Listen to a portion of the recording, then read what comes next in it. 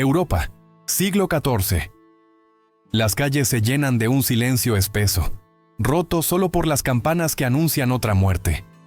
Los mercados están vacíos, las casas cerradas, y en el aire flota algo invisible, un enemigo que nadie puede ver, pero que pronto todos aprenderán a temer. En apenas unos años, la mitad de Europa desapareció. No por guerras ni por castigos divinos, aunque muchos así lo creyeron, sino por algo diminuto, tan pequeño que ni siquiera la ciencia de la época podía imaginarlo. Una bacteria llamada Yersinia pestis. La peste negra no solo destruyó cuerpos, también desmoronó imperios, religiones y certezas, convirtió el miedo en fe, la ciencia en sospecha y el contacto humano en condena.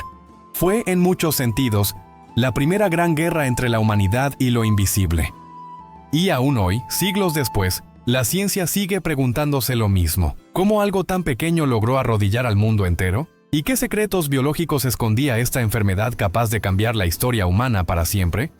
Hoy en ¿Y la ciencia qué? Viajaremos al corazón de la peste más temida de la historia, para descubrir por qué fue tan letal y cómo la ciencia moderna aún sigue desenterrando sus secretos.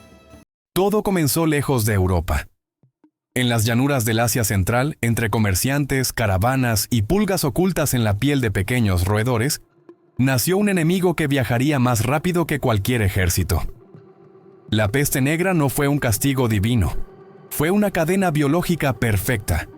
Su responsable, una bacteria llamada Yersinia pestis, descubierta siglos después en 1894 por el bacteriólogo suizo Alexandre Yersin, un microorganismo que viaja en la sangre de las pulgas y usa a los roedores como transporte. Pero su genialidad fue aprender a saltar de una especie a otra, de rata a humano, de humano a muerte. Cuando una pulga infectada picaba a una persona, la bacteria entraba al torrente sanguíneo y atacaba los ganglios linfáticos. Estos se inflamaban grotescamente, formando los llamados bubones, de donde la enfermedad tomó su nombre, peste bubónica. Pero lo más aterrador fue su mutación. La peste podía transformarse, volverse neumónica, atacando los pulmones y propagándose por el aire, o septicémica, cuando la infección tomaba la sangre y ennegrecía la piel. Un solo patógeno, 3 formas de muerte. La Yersinia pestis no solo mataba, enseñaba.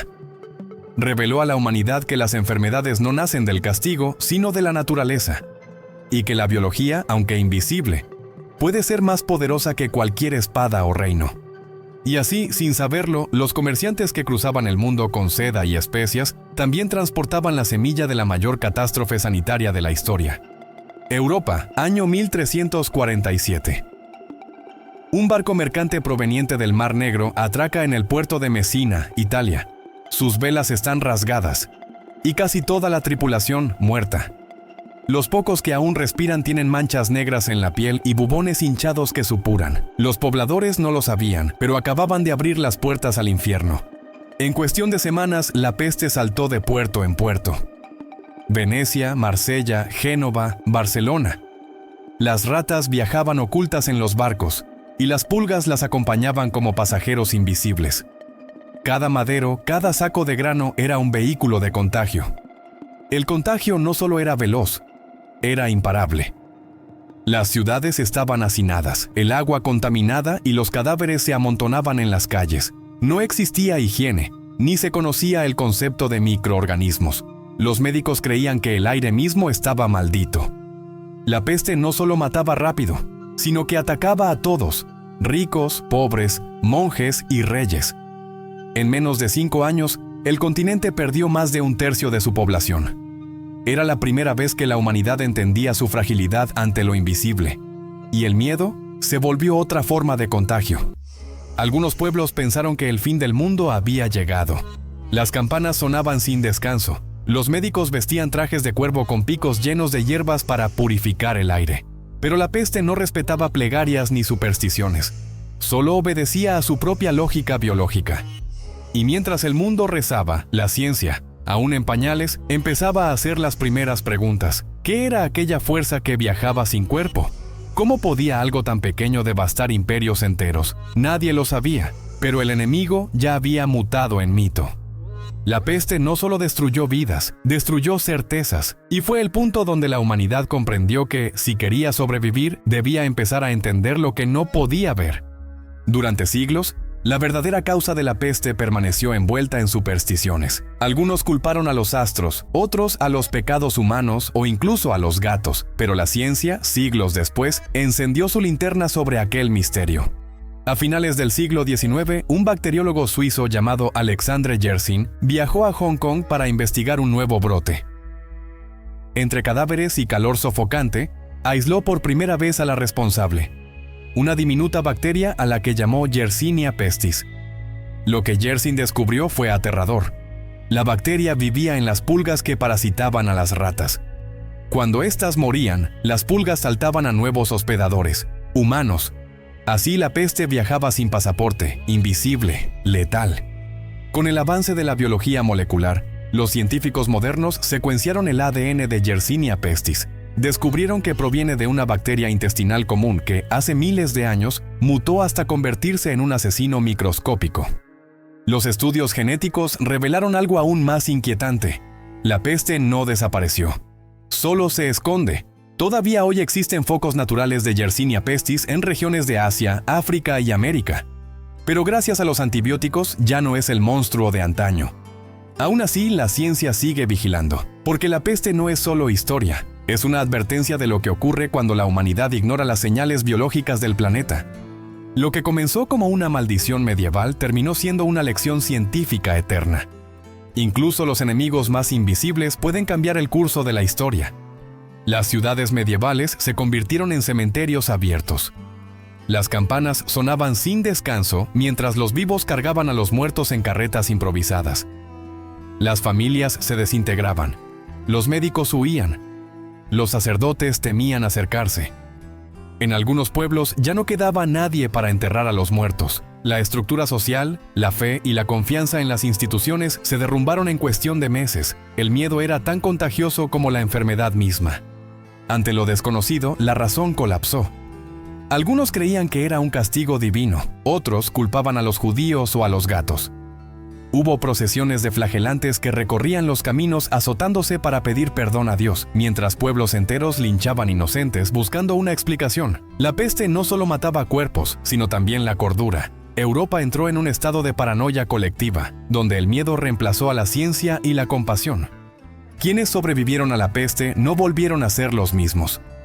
Muchos desarrollaron una visión sombría del mundo, convencidos de que la vida era efímera y la muerte inminente.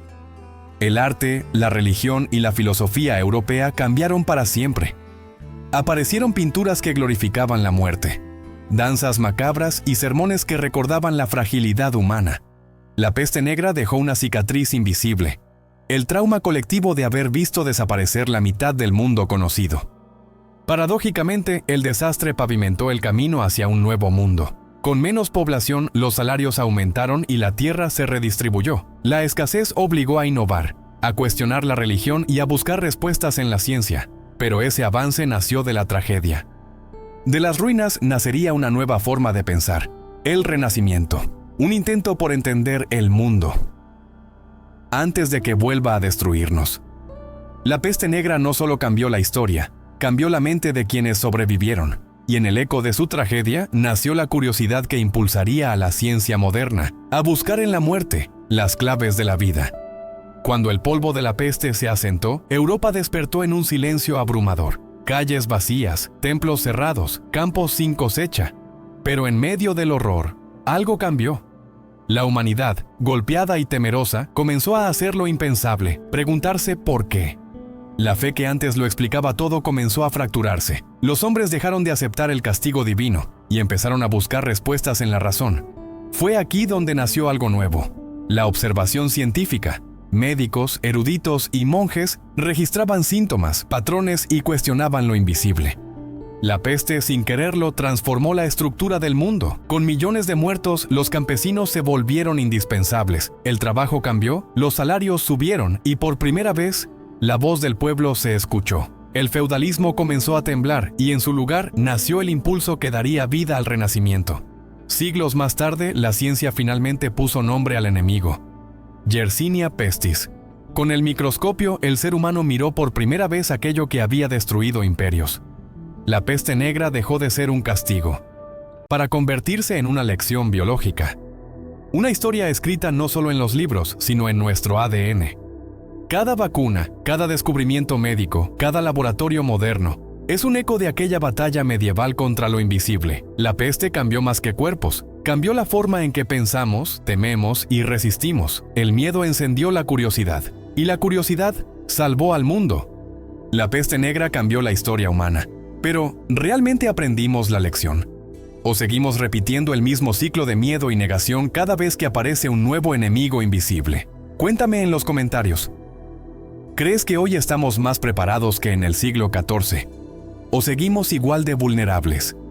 Y si te gusta explorar cómo la ciencia revela los secretos más oscuros de la historia, no olvides dejar tu like, suscribirte y activar la campana. Porque aquí, siempre buscamos responder una sola pregunta. ¿Y la ciencia qué? Y no te pierdas nuestro próximo video, ya que analizaremos la ciencia detrás de la criogenia.